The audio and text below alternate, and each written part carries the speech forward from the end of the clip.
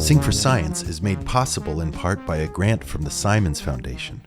Today's episode was recorded live with our guests in Brooklyn, New York, and with me hosting remotely from upstate New York.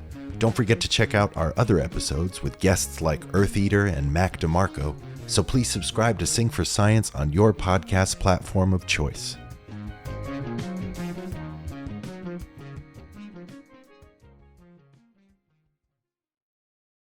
Nostalgia allows you to relive the past in your brain. So, something that happened to you when you were 17, when you think about it, it's not just in the past anymore. It's coming back into your present because you're thinking about it in that moment. And that has an effect on you psychologically and neurally in your brain too. Mm-hmm. And that's how you can study it. You can study it because it expresses itself in the present, even though it's about the past.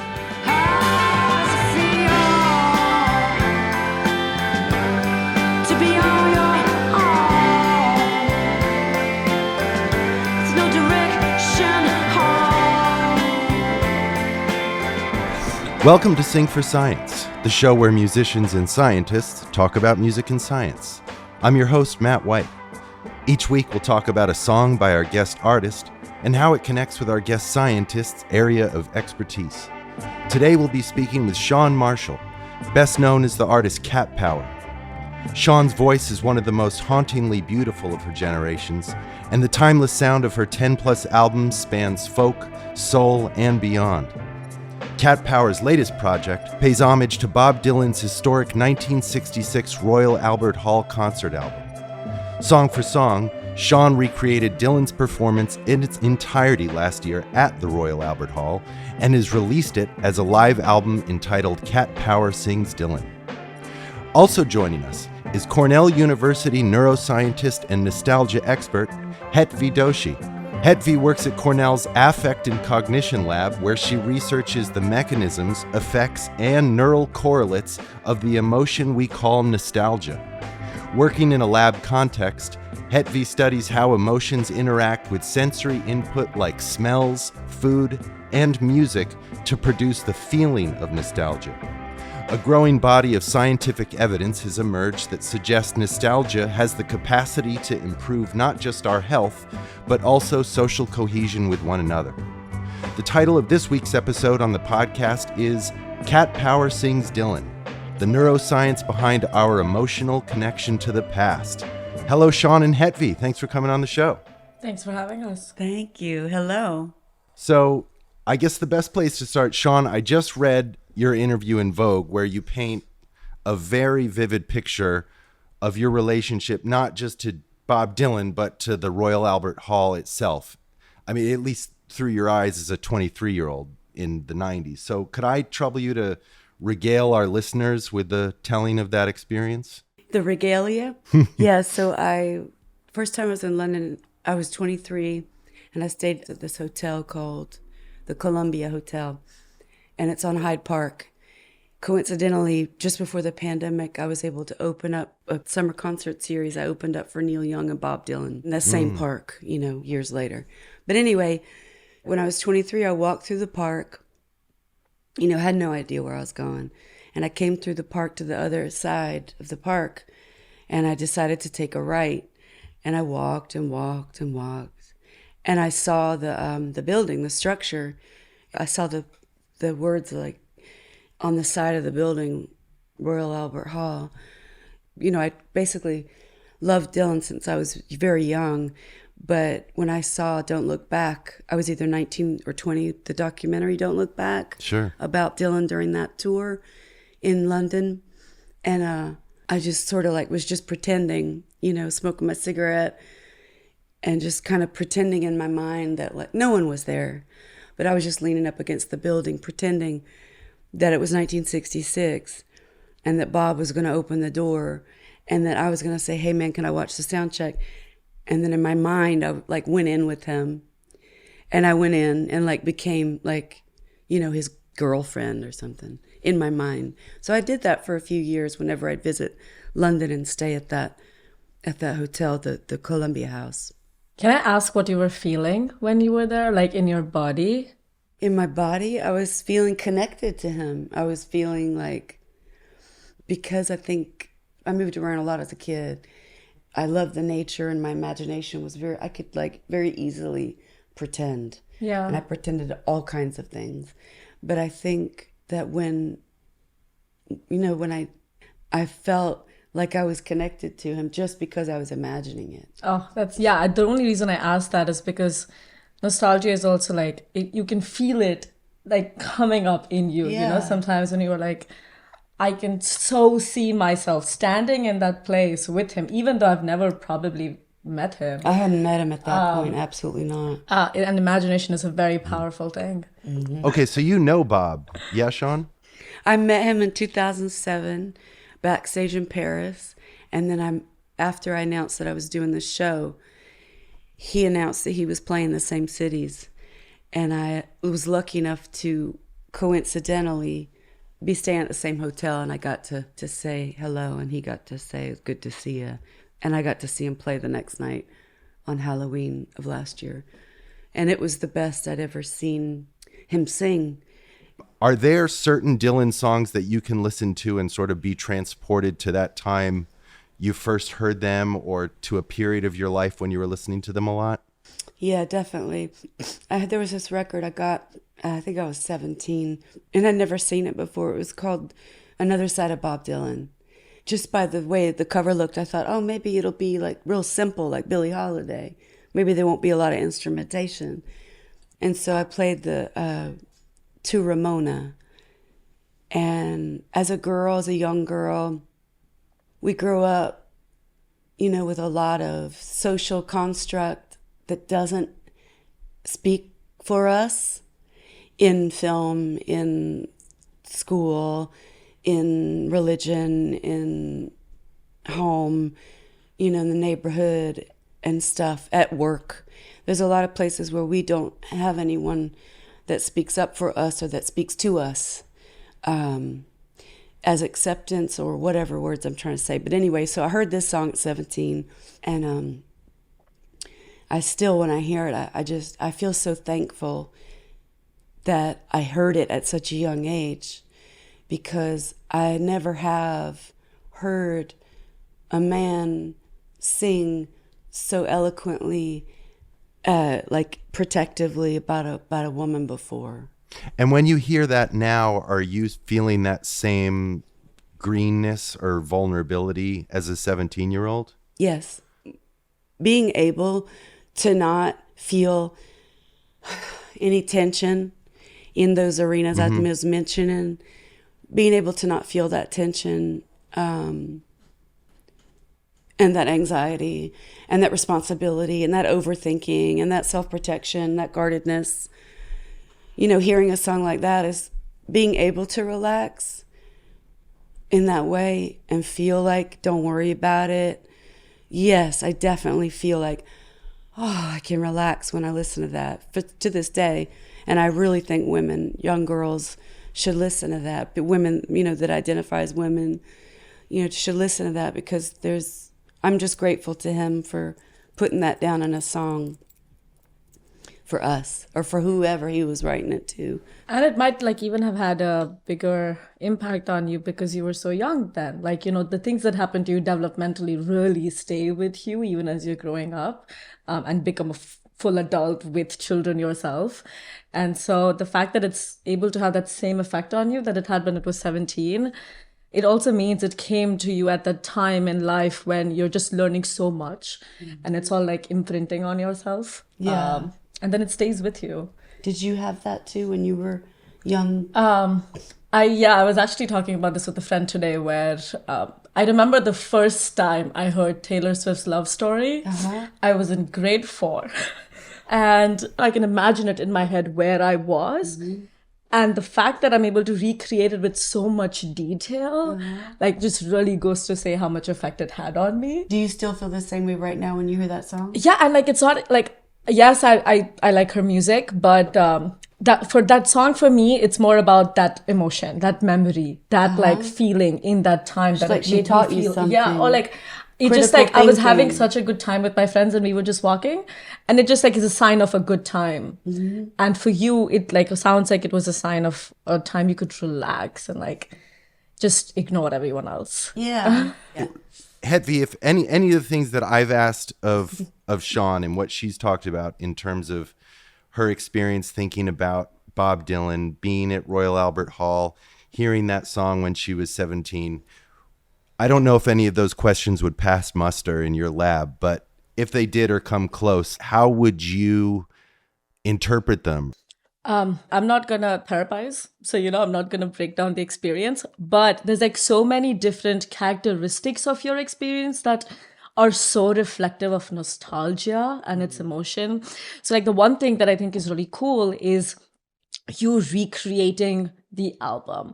So like there's this technical term and it's called restorative nostalgia, which is when you try to recreate the thing that you're nostalgizing for. Oh, that's like and it's like going back Tarantino. home. Yeah, it's like when you miss home, you go back home. That's like restorative nostalgia. And in you restoring his album, you not only like brought something old back to life, but you also like became a part of the collective memory around Bob Dylan.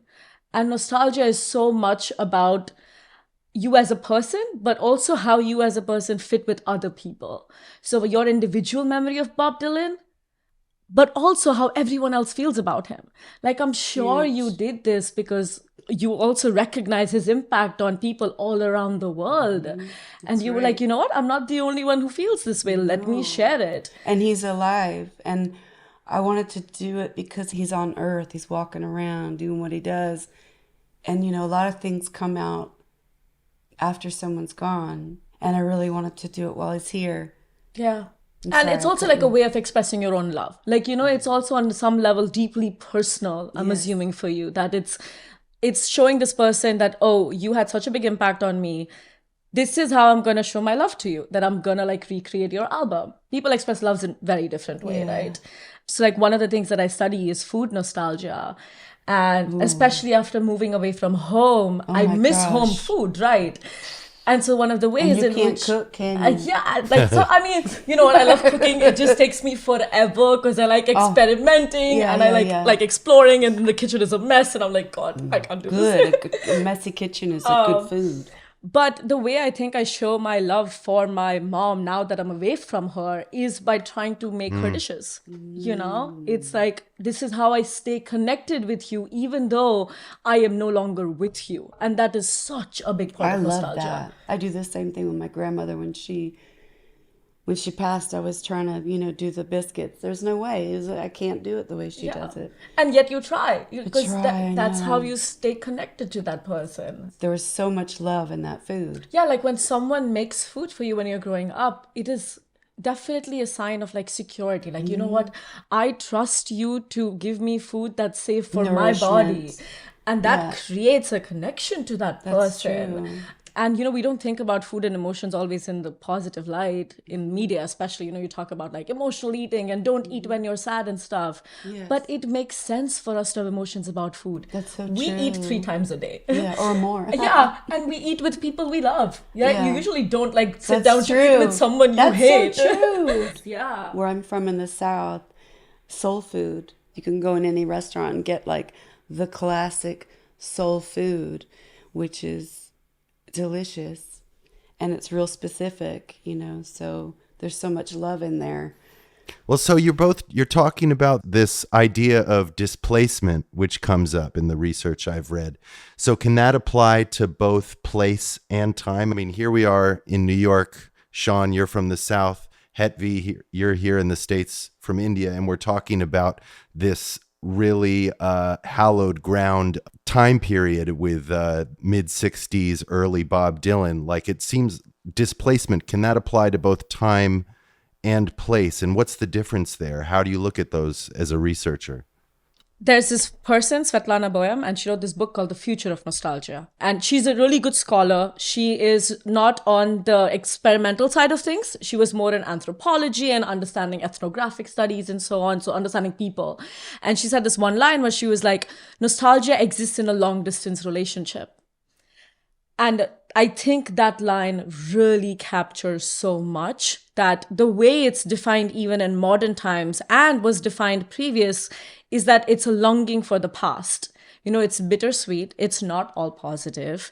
It's after something has usually passed. It's a sense of irretrievable loss. There's something that's been lost that you can probably never get back. It comes from longing. It's such a weird emotion that, you can feel happy and sad for lots of random things. And probably you and I can feel happy about the same thing or sad about the same thing. But what I'm nostalgic for, you're probably not nostalgic for it at all. Really? And that's because it's from our life history. Your grandmom's biscuits, you must love them. But for me, it's like my mom's lentils and rice, it's such a different trigger for both of us. But the way we feel is so similar to each other. And so that's nostalgia is such a big memory part. But when does memory come into play? When it's in the past. When does memory come into play? When it's in the past, it becomes a memory when it's no longer with you, and then it's the way you relive that is because you think about it again. You have that memory again. Do you know about EDMR or? Oh, EMDR. Yes, EMDR. The therapy method. Yeah. Does that has something to do with nostalgia, right? Interesting. So I don't know if I can speak scientifically to EMDR, though I do have personal experience with it. Oh. But I've actually never put them together in the same bucket. So maybe it's something I can think about. But I get your point about EMDR. It is also about memories. But one thing that I was, that Matt asked is that how do you study something so ephemeral, something you can't even place your fingers on? So there's this very interesting thing about the brain, okay? And it's something I think as scientists, we kind of make fun of sometimes. The one thing to know is that at all times, you're using every part of your brain. It's not like right now in this moment, I'm only using 10% of my brain. I'm always using every single part of it. Yeah? Question. Yes. What happens when I don't even know what this is called, but when you're using your brain and you can sense that you and the other person are thinking together at the same time. You're talking and we're both understanding what each other is saying, but you sense that you guys are also thinking without words on a different level. Okay, so that's a little tangential, but I do have a slight answer for that, is that there are some studies on brain synchrony. Yeah. And how brain waves can sometimes sync up when people are having conversations. Yeah. So there's a lot that I know, but there's also a lot that I don't know. And this is one of those things that I don't know much about. But I would think that reasonably it might be happening because you and I are probably talking about the same concept, or you and I are engaged in the same kind of task, which is talking. Because even though your brain is active as a whole, there are certain parts of the brain that support certain processes. And so if you and I are doing the same kind of task, which requires the same process, we might have similar activity to each other during that time, which is also how you can study brains.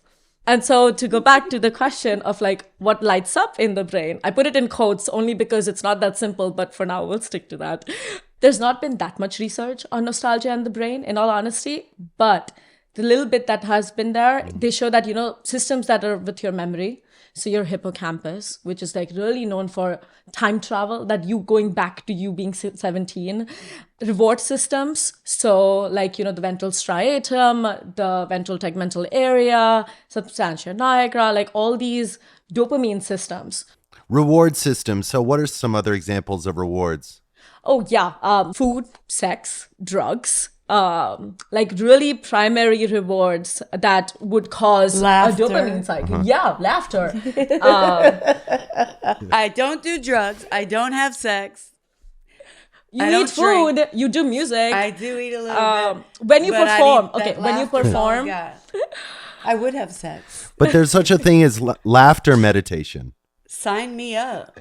Oh, it's the Comedy Store in Sunset Boulevard in Los Angeles. Okay, so reward systems. Yes, it activates rewards because, it can be rewarding to eat something that your mom used to make, or it can be rewarding to listen to Dylan's music. But the interesting thing that actually I'm studying, which hasn't really been studied before, is how nostalgia is almost felt in the body. A lot of research has been done on memories, but nostalgia also involves other processes in the brain that are not just about memory. And a really good example that is food again. When you eat something you love, it's not just your metabolic system, it's also your emotional brain, your cognitive brain that are interacting with each other. And so some of the new areas that we're interested in studying, there are regions of interest, are the hypothalamus. We usually think of the hypothalamus as like, oh, okay, it makes me hungry, it doesn't make me hungry. But the hypothalamus receives input and feedback from memory systems and social systems in the brain. And so your metabolic system, your food is influenced by how you feel for it, That by the might have people you're something to having do it. with smoking and drinking alcohol being some sort of addiction. I wonder if that's there because you need something to... I wasn't breastfed, so I wonder if people who were addicts, if they weren't breastfed. I'm not an addict, though. I just have a ton of stress. Yeah. But I'm curious if that is related to the There's hippopotamus. sometimes nostalgia works in a way where if you're threatened, like let's say your social identity is threatened, or you're feeling away from home, so you're feeling lonely. That is also a threat to the system, that you're feeling lonely. You might crave foods that sustain that social connection without there being an actual person with you. And that's one thing that nostalgia can do, right? Like if I feel like I'm away from my home, how do I feel closer to my home? By eating the food. Filling up the pain. Exactly. And so, yeah, there's like two mechanisms. I think what you're also talking about is comfort foods, like when you just want to feel full. That can also be a different but overlapping mechanism with nostalgia. It's actually kind of interesting. One of the first studies I did, we tried to show that comfort foods are different from nostalgic foods. It's making me cry. We tried to show that comfort foods are a lot more about how they taste and how they make you feel, or like what the weather is outside. Like, if it's raining, you want a bowl of soup or something. Yeah. But nostalgic foods are about childhood, about development, about the experiences you had when you were young. Yes. Social security. Yes. There's actually this really interesting study where they tried to use nostalgia to get people to stop smoking. They tried to tell them like, okay, think about how you used to be before smoking. Do you miss that self? And they tried to use that framework to get people to slowly wean smoking. Did it work? I mean, it is only one study. I don't know if there's been more studies on it. Yeah, they only had one cigarette. So I can't They were like, Only sorry. one cigarette and one guy. Wasn't an exhaustive study. Sorry. Well, let me ask you this. We should not have spoken about smoking. Dennis Johnson, the author, he said that a pack of cigarettes is like a pack of 20 friends, that you're never alone. And I think that has something to do with that feeling what you're talking about. The coping part, the coping mechanism part. Yeah, it might. What's the word we're studying today? Capital N, nostalgia. Capital N. Let me ask you this. No. Hetvi, because the way that you and I got connected was through your study of consciousness. Wow. How does nostalgia connect to that, which is a very rich field for study and opinion, obviously? Yeah, we got connected through my interest in consciousness because the person who had been on your podcast before, Shimon, he's on my committee that I work with. And the reason why nostalgia and consciousness connect, and I think any research well done can connect to consciousness, is because of this really fancy word, which I'm going to throw out there. It's called qualia. But all it means is just the subjective experience of being. Like observing yourself. Of just being. Like any like moment of awareness or vision or taste or smell, or like just that experience of it. And the reason why I love nostalgia and I study it is because I think it is such an interesting experience. Like I'm very interested in how people live nostalgia. So like if I was to put a trigger in front of you, like if I was to play a Dylan song right now, what would happen to you? Like, that phenomena of you reliving it. Yeah, it's like a dimension. It's a destination. And like, what's really interesting is how it combines so many different things. It combines your senses, because it's auditory, It combines your memory and your like self-identity, because it's a part of who you are. And physically, if you get the goosebumps. And it's embodied, exactly. Yeah. Like it's something you can also Vibrational. feel in your body. And so I think I've always viewed nostalgia as a really cool topic of interest, because it has all this really interesting intersection with topics all I'm interested in. And so for me, it also offers me a window to study all of these in a realm that is so personal to the individual, but also very common across how we all feel it. But one of the things I wanted to say, which involves consciousness, which involves nostalgia, is that when I am doing press for this Bob Dylan Live at Royal Albert Hall from 1966 recording with different journalists, one of the things that I've noticed that I've been saying is that because of the sort of spell that a song can provide someone, just some call it Holy Spirit, some call it, I don't know, but there's something that connects us all. That line, that thread, that human thread, and that consciousness is available to us all day long around the world. But do we have a way to connect in? I think through music is the easiest way. But so that's why I did this record. That makes sense. Because I believe that people around the world, people that are old as my parents, from their 80s to my age, would love to hear it. And I think they have kids and grandkids now. So we need that consciousness, for our planet, for our rights, our women's rights. We still don't have equal rights in this country, and I believe that consciousness, that nostalgia and that consciousness, that's why I put out this record. And I think, so you and I have very similar motivations in this one way, where I've started something, it's called the Community Nostalgia Initiative. And it's a little bit like what you are talking about, where I wanted to create a space where people could share their experiences of food nostalgia. And we're asking people, submit an art piece that captures your experience of nostalgia. It can be anything, a sculpture, a painting, a sketch. Who are you asking? Everyone on campus. It can be faculty, staff, and outsiders are more than welcome. Cool. But the whole goal of that was to be like, we all feel this, but in such different ways. Let's come together, exhibit those ways. Yeah, communicate about it. And share our distinct experiences of the same emotion. And what's really interesting to me is that it seems like you're celebrating nostalgia and celebrating the experience, drawing people to it. And like I said, there's this growing body of evidence that it actually has health benefits. Yet I just feel as though so often we're being browbeat. This idea is being drummed into us. Be present. Don't live in the past. So as a nostalgia researcher and what you're doing with this initiative, how can you speak to that? Is it possible, I'm going to interject, is it possible that with any horror, to transform it with nostalgia, to transform the survival of the horror into something beautiful? That's perhaps why it's healthy. So, okay, I'm going to address Sean's point before yours, Matt. Sorry. Never. Are you mad at me? So that is a really good point that you bring up, because nostalgia has been highly correlated, especially waves of nostalgia have been highly correlated with times of global displacement. So the way nostalgia was founded or started, it was actually thought of to be a disease. In 1688, I know, there was a doctor in Switzerland, his name is Johannes Hofer. Switzerland.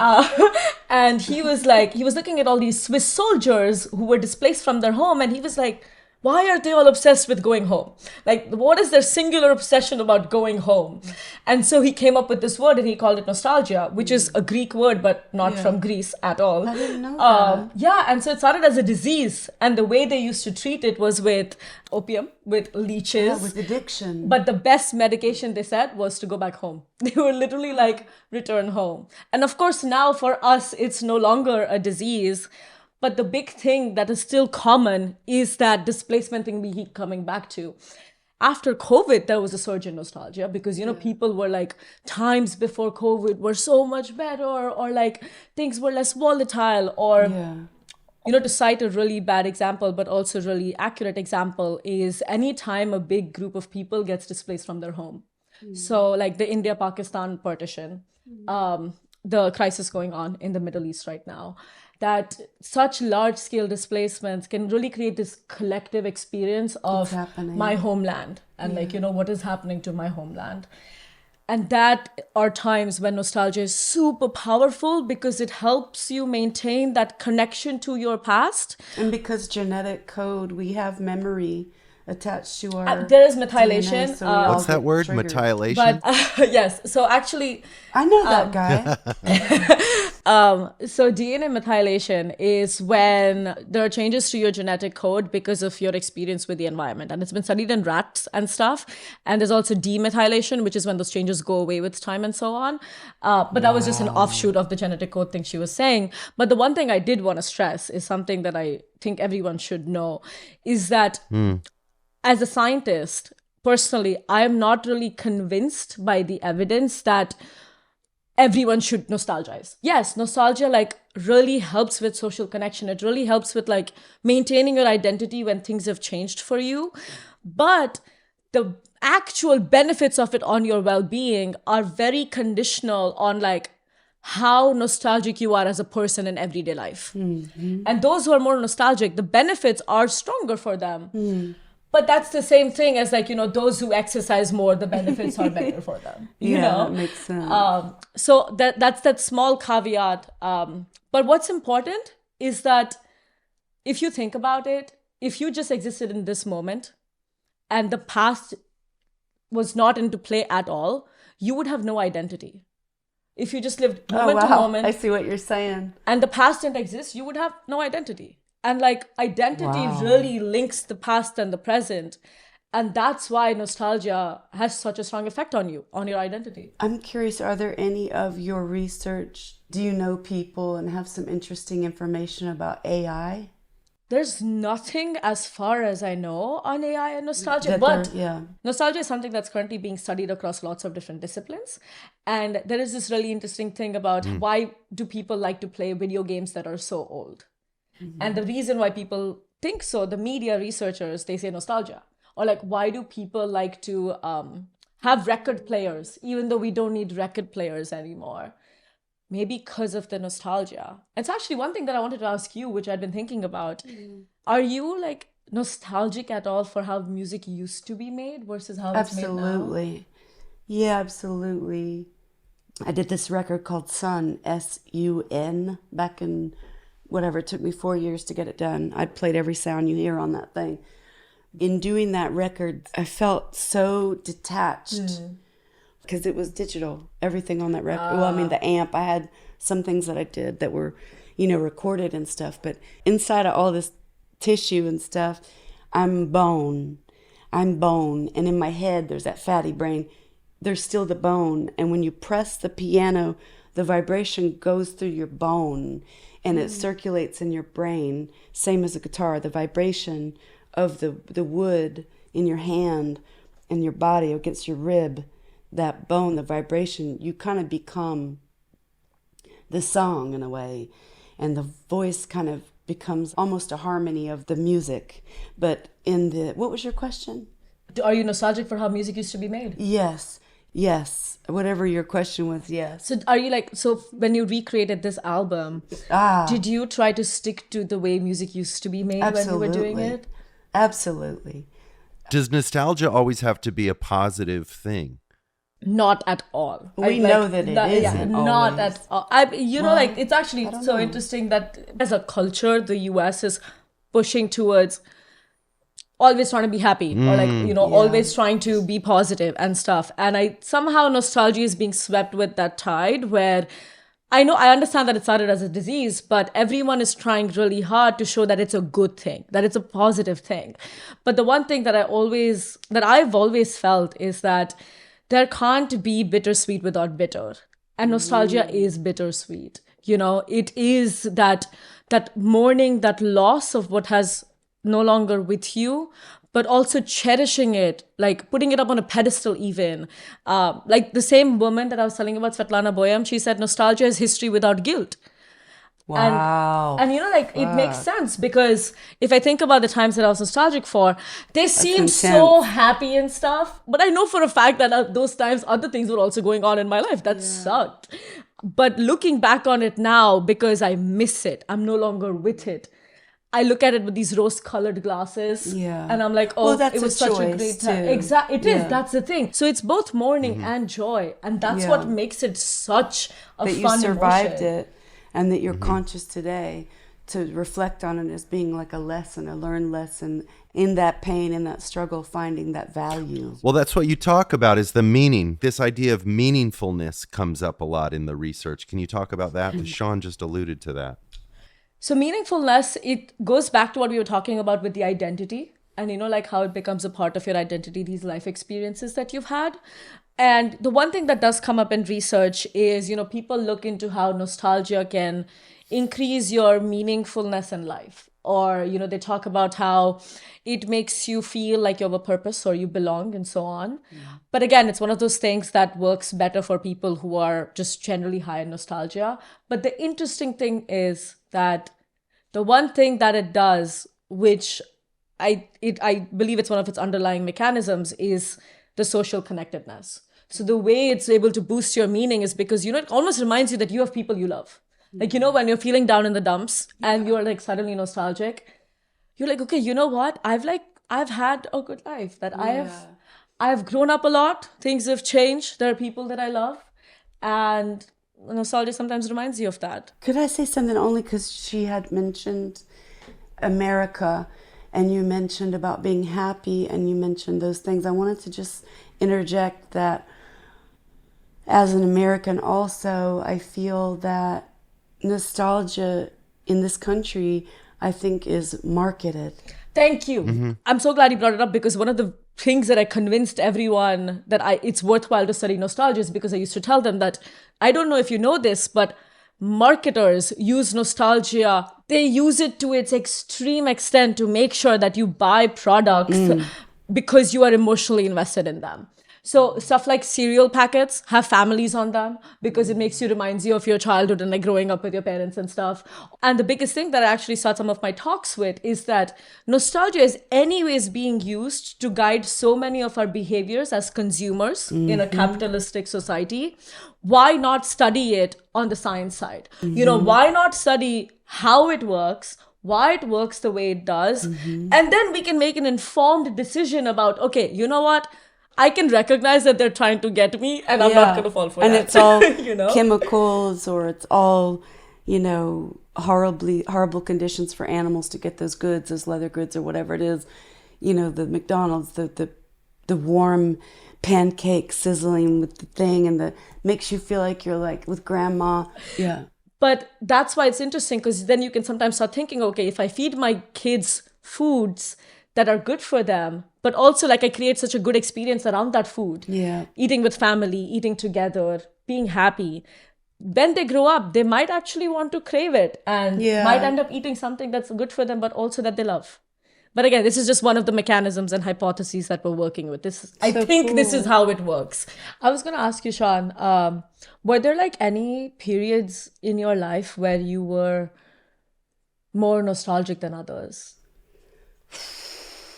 Because there's I think as a kid, when things started, in the home got a little like, my stability was kind of broken up. I used to always think, I wish I was 6. I wish I was 6. I used to think about that all the time. And that was just because I remember there was a knowing me, and then there was like an unknowing me. And I really craved for that. I used to call it the lobotomized me, because the pain of knowing was so enormous to me. Like it was hard to function, without feeling sorrow.